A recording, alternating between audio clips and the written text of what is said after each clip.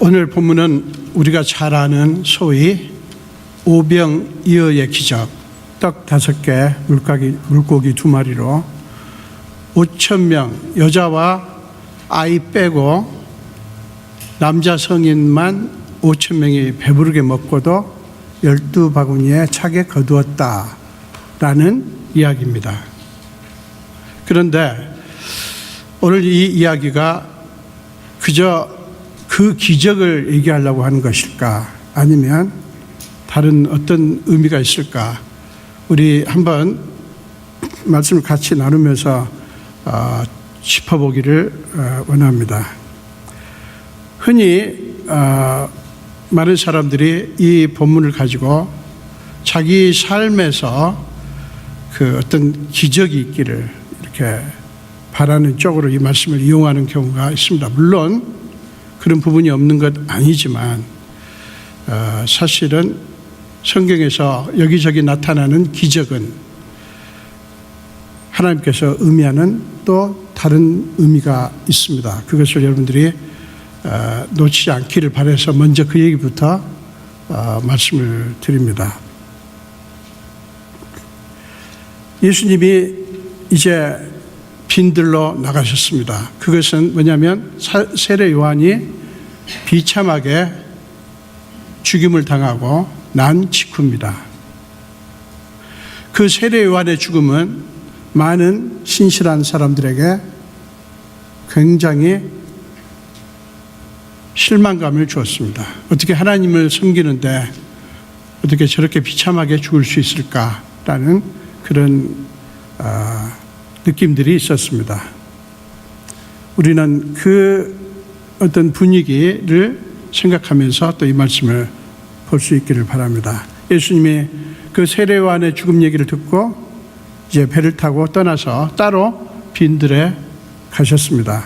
그때 여기 성경에 보니까 무리가 듣고 뭐를 들었어요? 예수님께서 빈들에 가신 얘기를 듣고 여러 고을로부터 걸어서 따라간지라 이렇게 말합니다. 저는 이 말씀을 볼 때마다 마음이 참 좋습니다. 이 교회의 어떤 모습을 보여주는 거거든요. 사실은 교회가 이렇게만 되면 얼마나 좋을까 하는 생각을 합니다. 사람들 오라고, 우리에게 이런 좋은 프로그램이 있다고, 우리 교회는 이런 많은 편의를 제공한다라고 말해서가 아니라 그냥 예수님께서 계시다는 사실, 예수님께서 역사하신다는 사실, 그 교회는 하나님이 살아 역사하시더라. 그 교회는 하나님이 하시는 일이 너무나 선명하게 드러나더라. 그 교회는 세상에서 볼 수 없는, 세상에서 경험할 수 없는 하나님 나라에 놀라운 일들이 있더라 라는 얘기, 그런 얘기를 사람들이 들으면요, 오라고 막 끌어당기지 않아도 모을 것이 아닌가 하는 생각을 합니다. 물론 사람들을 전도를 해서 교회 나오게 하는 방식이 여러 가지가 있습니다. 그 모든 방식이 틀렸다는 게 아닙니다. 가장 중요한 핵심은 그 교회 안에 하나님의 역사하심이 드러나야 된다고 하는 거죠. 보세요. 사람들이 빈들에 그냥 놀러 간 겁니까? 아니요. 예수님께서 거기 가시기라고 하니까 그 예수님을 따라간 거예요. 예수님이 계신 곳이 빈들일 뿐이에요. 만약에 예수님이 바다에 가셨으면 그 사람들이 바다로 왔겠죠. 장소가 문제가 아니라는 거죠. 예수님이 거기에 계셨다라는 게 중요한 거예요. 사람들은 그 예수님이 거기 계시다는 사실, 그거 하나 때문에 그 빈들까지 간 거예요. 교회가 이렇게 되면 얼마나 좋겠는가 하는 생각을 합니다.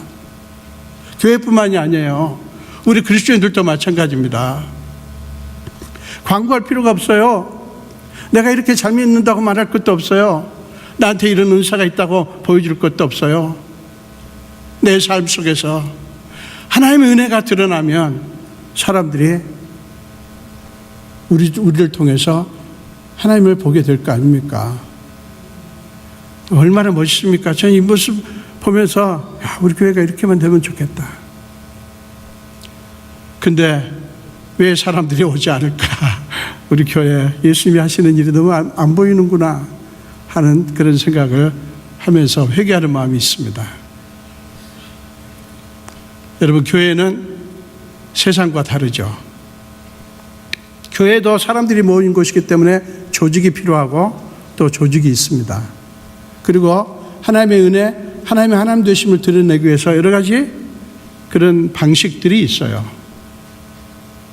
그런데 중요한 것은 교회는 하나님께서 역사하시는 인간적인 타당성이나 합리성이나 인간적인 어떤 사상이나 그런 게 아니라 세상에서는 볼 수 없는 교회에서만 볼 수 있는 독특한 하나님 나라의 가치가 보여져야 사람들이 교회에 올 거 아닙니까? 물론 교회에 모이는 분들이 다 그것만 가지고 오는 분들은 아니에요. 특별히 미국에 있는 교회들은 여러 가지 그런 목적을 가지고 교회에 오시는 분들이 있습니다. 그분들을 나무라거나 오지 마십시오 하면 안 돼요. 어쨌든 교회는 사람이 모여야 됩니다. 처음서부터 예수를 만나기 위해서 올 수는 없겠죠. 오다 보면 이제 믿음이 생기고 예수 그리스도를 발견할 수가 있겠죠. 그런데 저는 지금 교회의 독특성을 얘기할 뿐입니다. 결국에는 사람들이 교회에서 하나님, 예수님의 모습이 드러나지 않으면 사람들은 실망할 수밖에 없어요. 자, 예수님께서는 그 무리를 보시고 이제 불쌍히 여겼다고 말합니다. 그러면서 그 중에 있는 병자를 고쳐주셨다 하는 것이죠. 예수님은 언제나 우리를 보시면서, 군중을 보시면서 불쌍히 여깁니다. 불쌍히 여기는 이유가 뭐겠어요? 그들이 돈이 없어서, 물론 가난한 사람들이 있었겠죠. 그들이 무엇 때문에 힘든 삶을 사는가, 이것을 아시기 때문에 예수님은 그들을 불쌍히 여기셨습니다. 15절에 보니까 저녁이 되매 이렇게 말합니다. 저녁이 되매. 언제부터 모이기 시작했는지는 모르지만 분명한 것은 오랜 시간이 흘렀습니다. 예수님이 말씀하시고 그리고 병자도 고치시고 이렇게 하는 동안에 많은 시간이 흘렀습니다. 어느덧 저녁 때가 되었습니다. 이때 제자들이 예수님께 와서 이렇게 말합니다.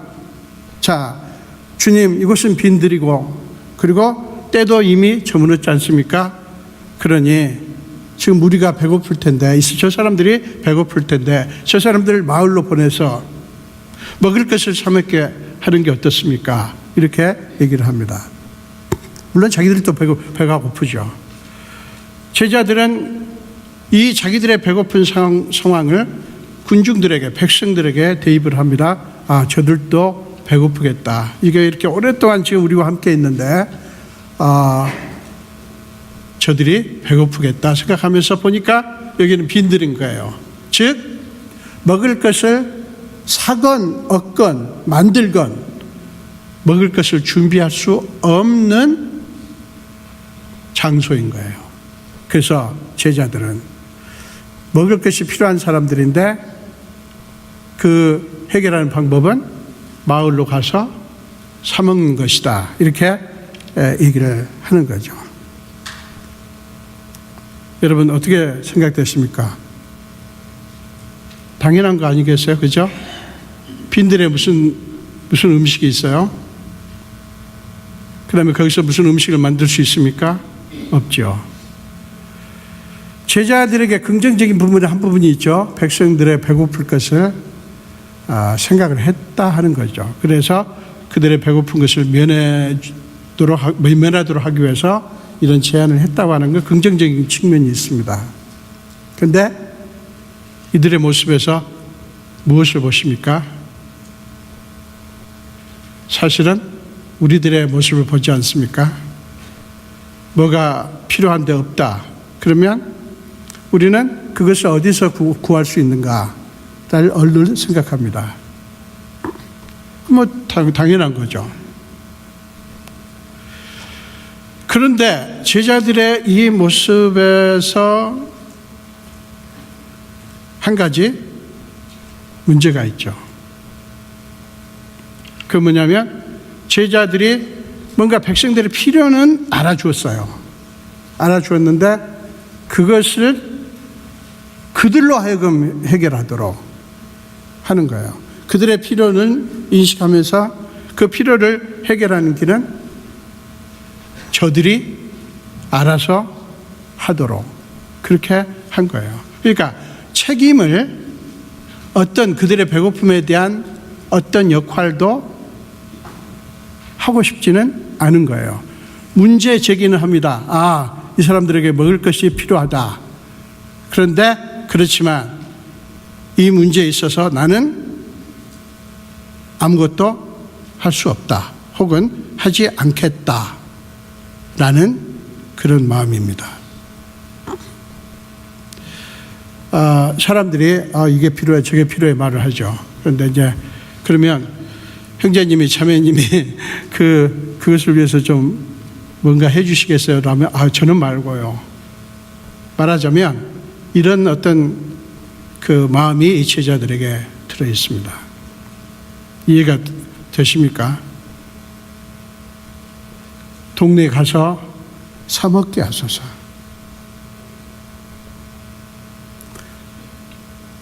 자, 이 말을 듣고 예수님이 말씀하시는 게 16절에 나옵니다. 여러분 16절을 한번 같이 읽어보겠습니다. 예수께서 이르시되 갈 것 없다. 너희가 먹을 것을 주라. 자, 제자들의 제안에 대해서 예수님이 갈 것 없다. 너희가 먹을 것을 줘라. 이렇게 말합니다. 여러분, 이 말을 들었던 제자들이 마음이 어땠을까요? 심정이. 너무 황당하지 않았을까요? 너희가 먹을 것을 주라. 이게 지금 그들로서는 너무 뜻밖의 제안입니다. 예수님께서 자기들의 의견에 동의하지 않습니다. 아마 제자들은 이 얘기를 듣고 좀 무안을 느꼈을 거예요. 자기들로 딴에는 그 백성들이 배고플 것을 생각해가지고 그들을 참 불쌍히 여기는 마음으로 이런 제안을 했는데 예수님은 그 제안을 그냥 거부하시는 거예요. 갈 것 없다. 너희가 먹을 것을 줘라. 너희의 생각은 틀렸다. 이런 얘기입니다. 자, 이 얘기를 듣고 제자들이 정말 당황했을 것 같아요. 그러면서 생각을 했겠죠. 우리 선생님은 진짜 왜 저렇게 현실 감각이 없지? 우리 선생님은 너무 영적인 분이라서 우리 인생의 현실적인 문제를 너무 등한시하셔. 막 이런 생각을 하지 않았을까요? 자, 제자들의 생각을 한번 살펴봅시다. 제자들의 생각의 요점은 뭡니까? 음식은 먹을 것이 가능한 곳에서 찾을 수 있다. 즉, 먹을 것은 먹을 것을 구입하거나 만들거나 그 가능성이 있는 곳에서 할 수 있다. 그러니까 가능성이 보이는 곳에서 그 필요한 것을 찾아야 된다. 이런 얘기입니다. 그러니까 마을에 가야 먹을 게 있다. 맞는 얘기죠. 그 생각이 이들 속에 있는 거예요. 그러니까 아무런 자원이 없는 여기 빈들이잖아요. 여기에서는 안 된다는 것입니다. 그런 생각이 있죠. 자, 그런데 예수님은 갈 것 없다. 여기 빈들, 그래, 여기서 가능성이 안 보이지만, 그러나 여기서 먹을 것을 줘라. 그것도 너희가 주라고 얘기합니다. 남한테 미루지 말라 하는 것이죠. 너희가 그 책임감을 느끼라 하는 것입니다. 자, 예수님의 이 말씀은요, 그들에게 도전하는 것입니다. 그들의 문을 두드리는 것입니다. 인간적인 가능성, 세상 상식에만 매여 있는 그들로 하여금 믿음의 영역, 은혜의 세계를 바라보도록 그들의 눈을 뜨게 하기 위해서, 그들의 마음을 열기 위해서 이 말씀을 하시는 거예요. 사실은 제자들로서는 기분 나빴을 거예요.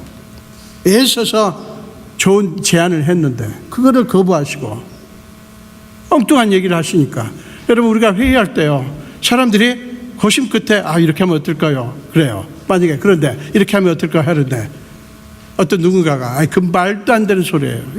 그냥 쫙 잘라버리면 여러분 기분이 얼마나 나쁘겠어요. 회의할 때 참 조심해야 되겠더라고요. 엉뚱한 말도 안 되는 소리라도 좀 들을 필요가 있는 것 같아요. 성경 공부할 때도 그렇습니다. 여러분 성경을 잘 아는 분들도 있지만 성경 지식이 모자란 분들도 있어요. 네, 그것도 모릅니까? 이래버리면 이제 이게 문제가 생기는 거죠. 모를 수 있어요. 아무리 오래 교회를 다녀도요, 성경을 읽지 않거나 성경 공부를 전혀 하지 않으신 분들은 모르는 분들이 있어요. 지금 제자들에게 예수님이 하신 말씀이 갈 것 없어, 너희가 먹을 것을 줘, 이 말은요 사실은 무한을 주는 거예요. 어떻게 보면 무한 주려고 하시는 건 아니죠. 그들의 눈을 떠서 그들의 생각이 바뀌도록 하는 것이죠. 여러분, 주님이 여러분에게 엉뚱한 얘기를 하실 때가 있을지 몰라요. 여러 가지 방식으로 말도 안 되는 것 같은 황당한 생각이 떠오를 때도 있고요. 또는 누군가가 여러분에게 말도 안 되는 것 같은 얘기를 할 수도 있어요. 여러분, 그럴 때 그거를 너무 급하게 어떤 결론을 내릴 것이 아니라 좀 생각을 좀 해볼 필요가 있다는 생각을 합니다. 예수님께서 갈 것 없다, 너희가 먹을 것을 주라 할 때는 분명히 제자들에게 망신을 주고 무한을 느끼게 하고, 또는 제자들을 무슨 참 그들의 자존심을 꺾기 위해서 하신 말씀이 아닌 건 분명하거든요. 제자들이 이 말을 듣고 물론 한동안 기분이 나빴겠죠. 그러나 이 17절에 보면 제자들의 반응이 바로 나옵니다. 그 예수님의 말씀을 듣고 제자들의 17절의 반응이 나오기까지 저는 상당히 시간이 좀 있지 않았을까 생각합니다. 제자들이 이렇게 말하죠. 여기 우리에게 있는 것은 떡 5개와 물고기 2마리 뿐입니다. 여기 우리에게 있는 것은 떡 5개와 물고기 2마리 뿐입니다. 지금 다른 복음서나 특별히 요한복음을 보면요, 요한복음에는 이 떡 5개 물고기 2마리가 어린 아이에게 있는 것입니다. 어린 아이에게. 근데 이제 마태, 마가, 누가에는 어린 아이는 등장하지 않습니다. 다른 복음서에 보면 이제 무엇이 있는가를 제자들이 찾아다니는 모습이 나옵니다. 근데 마태복음에는 그 장면은 안 나옵니다만은 쉽게 우리는 짐작을 할 수가 있죠. 시간이 좀 걸렸을 거예요. 그리고 그들에게 가능한 자원은 떡 5개, 물고기 2마리라는 것을 발견을 했습니다. 여러분, 이 지금 그 제자들이 하는 말, 이것은요, 무엇을 의미하는 것일까? 이게 도대체 무엇을 보여주는 것일까? 이거를 좀 우리가 생각할 필요가 있습니다. 이 사람들은 지금 그들에게 있는 자원을 주님 앞에 얘기를 합니다. 사실적으로 얘기합니다. 과장한 것도 아니고 있는 걸 없는 것처럼 하는 것도 아닙니다. 있는 그대로 우리에게는 이렇습니다 라고 예수님께 얘기를 합니다. 물론 그 얘기 속에는 그들의 생각이 담겨 있죠. 지금 이들이 말하는 떡 5개, 물고기 2마리 뿐입니다 라고 하는 것은 사실은 자신들의 현실에 대한 고백입니다. 근데 이 현실의 고백 속에는 그들에게 있는 것, 즉 떡 5개, 물고기 2마리라고 하는 내용이 있고요. 그 다음에 그 내용에 대한 해석이 이 말 속에 담겨 있습니다. 물론 그들이 정확하게 표현은 안 했어요. 그렇지만 뿐입니다 라고 하는 표현 속에서 우리는 그들의 해석도 읽을 수가 있죠. 마음의 해석. 뭡니까? 우리에게 있는 게 겨우 이것뿐입니다. 그러니 이것 가지고 뭘 하겠습니까? 가능하지 않습니다 라는 얘기입니다. 여러분, 그들의 판단이 타당하지 않나요? 떡 5개 물고기 2마리요. 한 너댓 명은 몰라도 요한복음을 보면 그게 어린아이가 도시락 가지고 온 건데, 그런 어린아이가 그저 한 번 먹을 양이라는 뜻 아닙니까? 어쨌든 혹시 너댓 명까지는 혹시 나누어서 먹을 수 있을지 몰라도 지금 이 엄청난 군중에게 이게 말이 안 되는 거죠. 제자들에게는 그런 믿음이 없어요. 안 된다, 가능치 않습니다 라는 얘기입니다.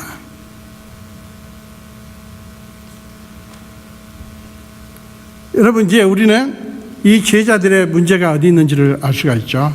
여러분, 많은 그리스도인들도 똑같습니다. 이 부분까지는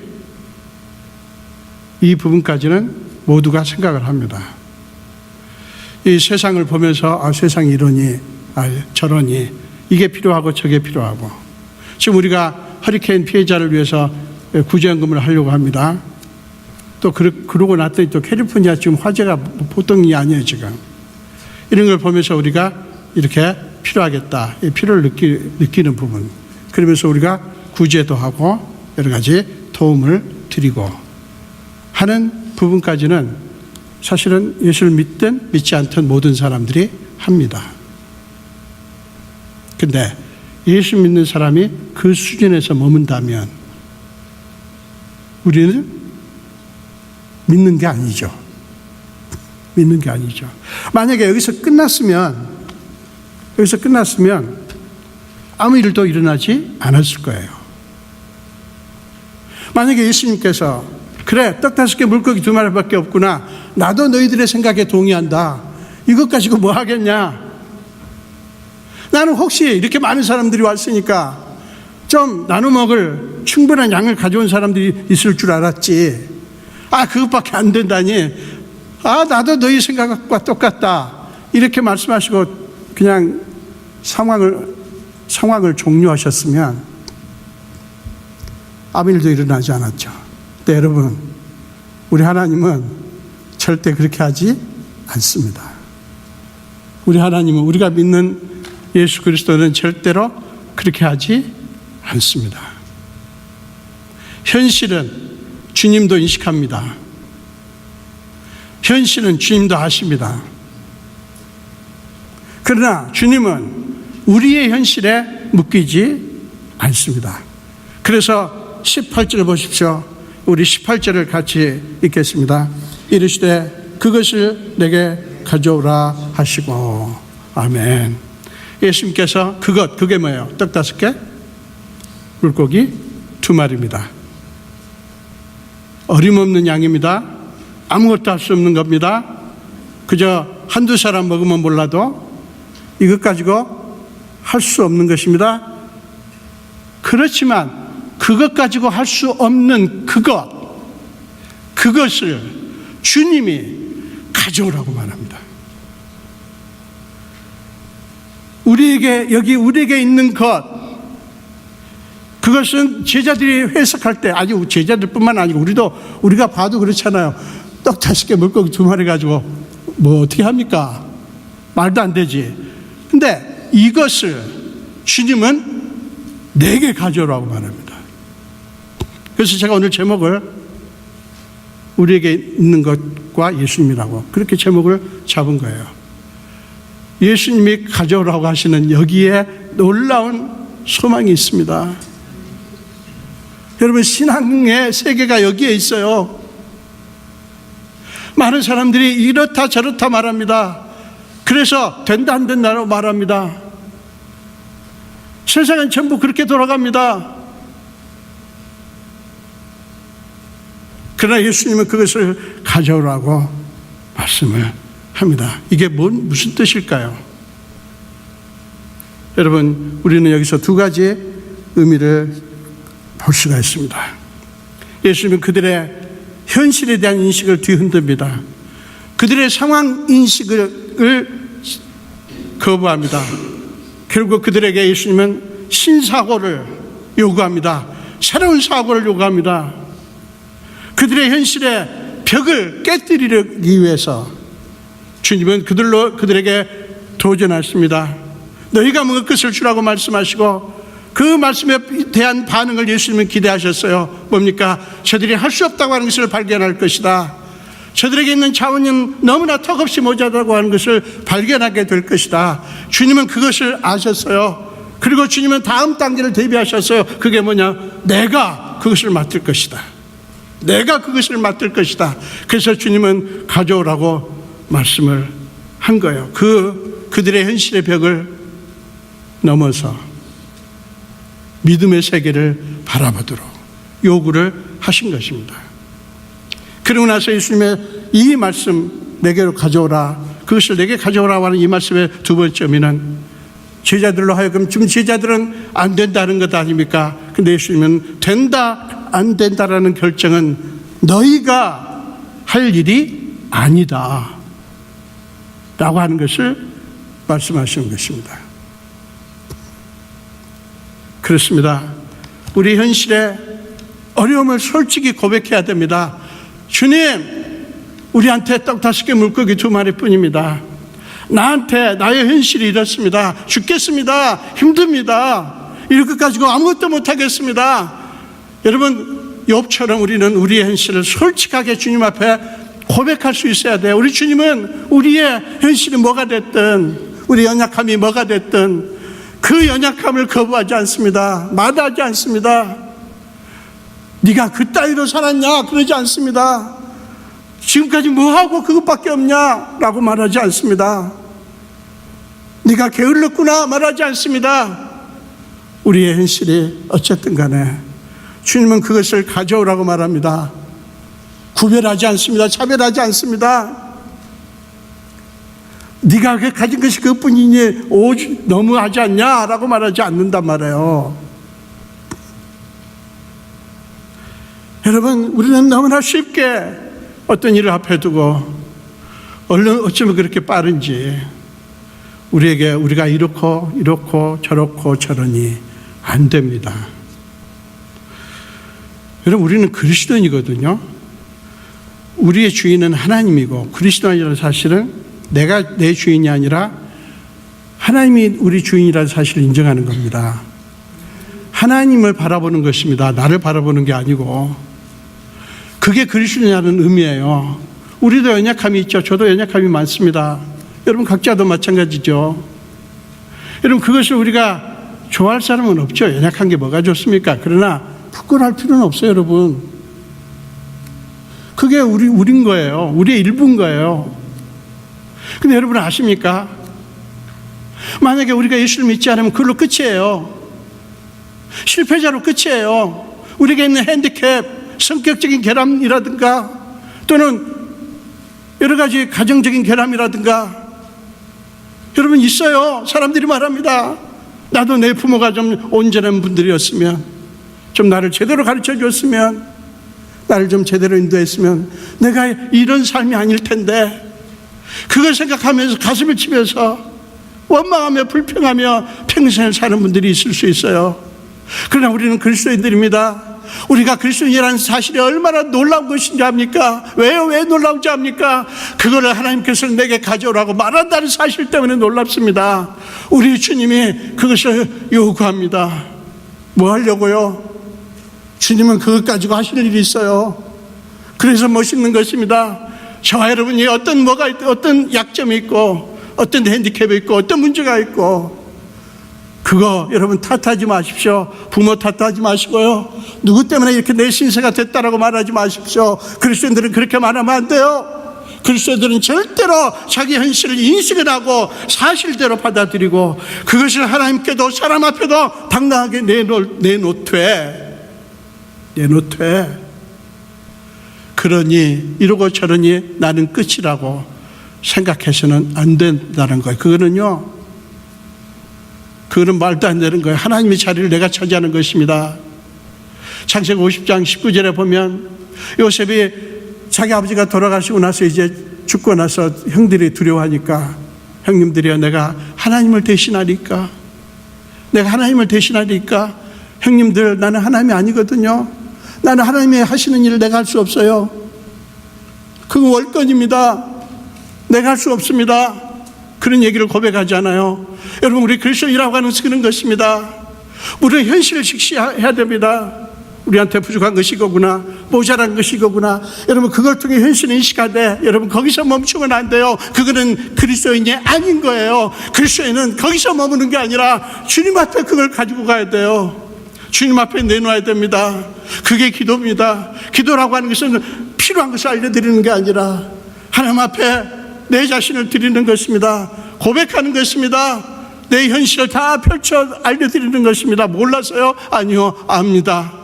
우리가 우리의 현실, 우리의 연약함, 우리의 약점을 표현한다고 하는 것은 주님 보세요. 나는 이런 연약함이 있습니다. 내 힘으로는 할 수 없습니다. 이것의 주인은 주님이십니다. 이것을 포함한 나의 주인은 오직 주님이십니다. 주님만이 하실 수 있습니다. 주님께 모든 것을 맡깁니다. 그리고 주님의 뜻에 순종하겠습니다. 기도라고 하는 것은 그런 겁니다.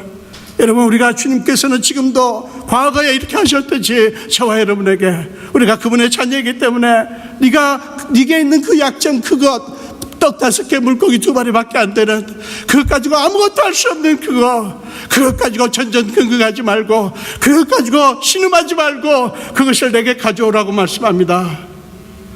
여러분 그리스도인들은 그런 사람들이에요. 얼마나 멋있습니까? 여러분 되니 안 되니 섣부르게 말하지 맙시다. 물론 이렇게 자원을 보면 안 될 것 같아요. 도저히 못할 것 같아요. 그 마음이 드는 것은 어쩔 수 없습니다. 그걸 오래 끌지 마십시오. 오래 끌지 마세요. 하나님 앞에 드리십시오. 어떻게 해요? 기도하시라는 말입니다.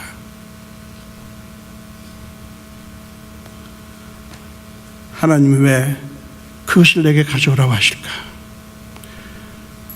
저는요 그거를 너무너무 많이 경험했어요.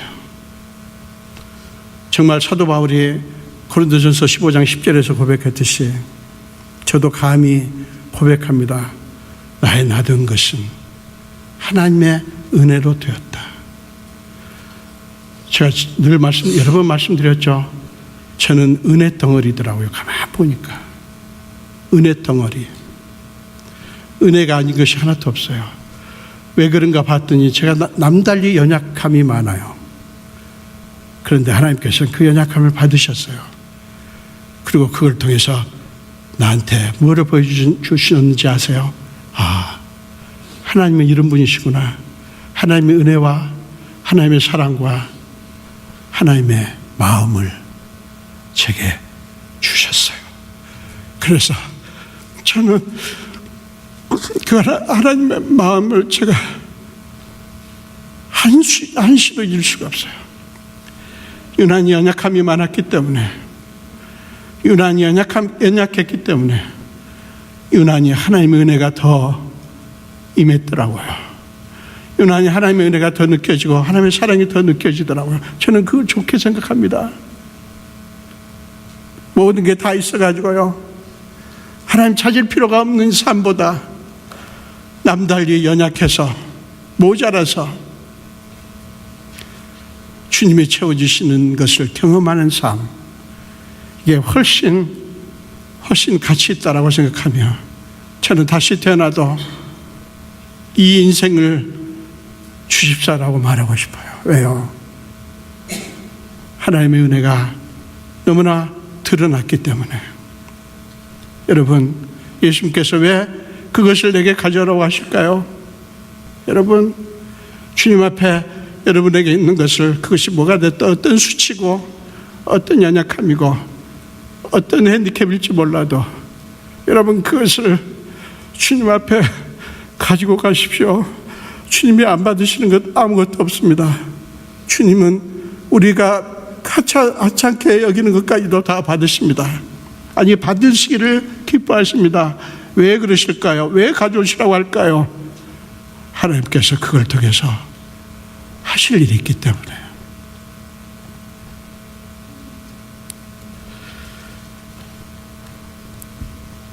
19절에 보면 이제 18절과 19절 사이에 좀 또 시간이 지나갔습니다. 제자들은 그것을 내게 가져오라고 말씀하는 예수님의 말씀을 듣고 떡 5개 물고기 2마리, 정말 이것 가지고 뭘 사랴, 어림없어, 너무 부족해, 너무 모자라라고 생각했던 그거를 주님께 드렸습니다. 그래서 19절에 보니까 예수님은 무리를 명하여 잔디 위에 앉히십니다. 그리고 그 떡 5개 물고기 2마리를 취하십니다. 그리고 그것을 하늘 우러러 축사하십니다. 축복하십니다. 하나님께 드리는 것이죠. 하나님께 맡기는 것이죠. 그리고 예수님은 떡을 떼어 제자들에게 주심에 제자들이 우리에게 주니, 주님은 그것을 받으시고 축사하셨습니다. 축복하셨습니다. 여러분 뭔지 아십니까? 소중히 여겼다는 거예요. 떡 5개 물고기 2마리 애게게 이게 뭐야 싶지만 예수님은 그것을 소중히 여기셨다는 것입니다. 여러분 기억하십시오. 여러분에게 있는 무엇이 됐든, 여러분이 정말 인간적으로 정말 가치 없게 느껴지는 존재든 상관없어요. 하나님은 그것을 소중히 여기십니다. 그리고 우리에게 되돌려 주십니다. 축복하시고 우리에게 되돌려 주십니다. 이제 그 하나님 거로부터 받은 것은 전혀 다른 차원의 것이 됩니다.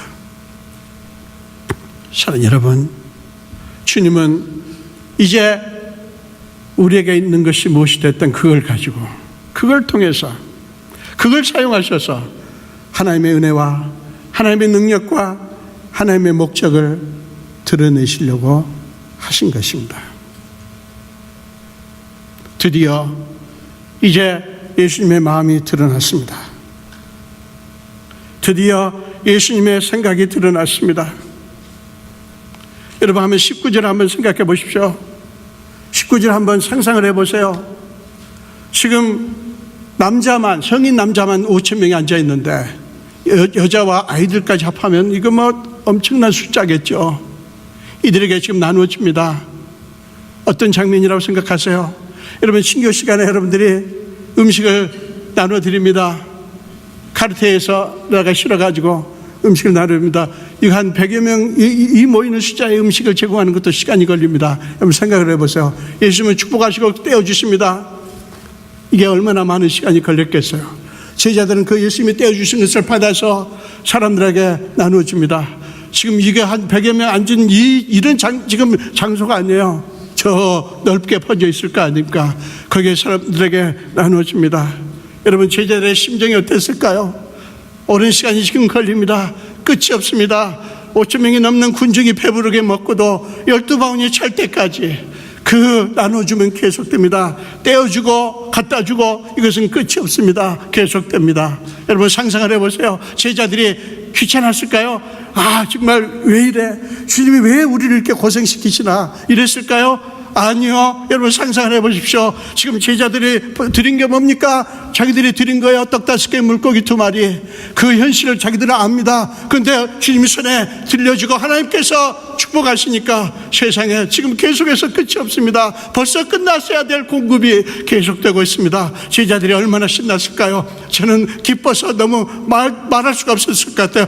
서로 제자들이 여보게 안드레 세상에 어떻게 이럴 수가 있나, 아 여보게 어떻게 이런 일이 벌어질 수 있나, 아마 나눠주면서 여보시오 어서 드세요 나눠주면서 얼마나 기뻤을까요? 얼마나 감격스러웠을까요? 여러분 예수 믿는 것이 이런 것입니다.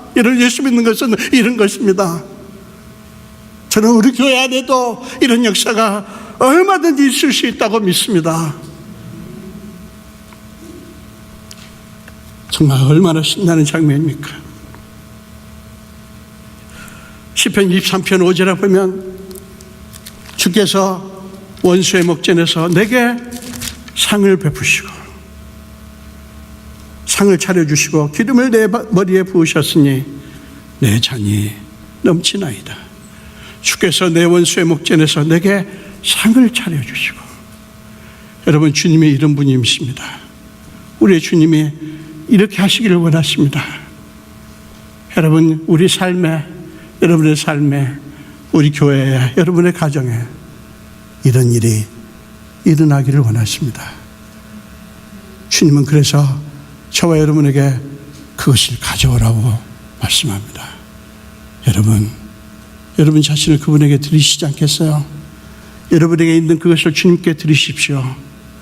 그것이 뭐가 됐든 주님께 드리십시오. 저도 제 아들을 주님께 드립니다. 아직 아무런 가능성도 보이지 않지만 주님께 드립니다. 뭐가 됐든 여러분을 그렇게 더 괴롭히고 힘들게 하는 것도 주님께 드리십시오. 여러분, 혼자 하려고 하지 마세요. 여러분, 그리스도인이라고 하는 것은 하나님이 예수님을 주인 삼아서 그 주님이 우리 일을 하시도록 하는 것입니다. 여러분, 그런 것을 예수님에게 귀찮은 것을 넘기는 것이 아니에요. 주님은 우리와 함께 인생을 살아가기를 원하시고, 주님은 우리를 것을 받으셔서 하나님 되심을 드러내 주시고, 그래서 함께 기뻐하고 하나님의 함께 영광을 나누시기를 원하십니다. 이런 축복이 저와 여러분에게 있어지기를 간절히 축원드립니다. 기도하겠습니다.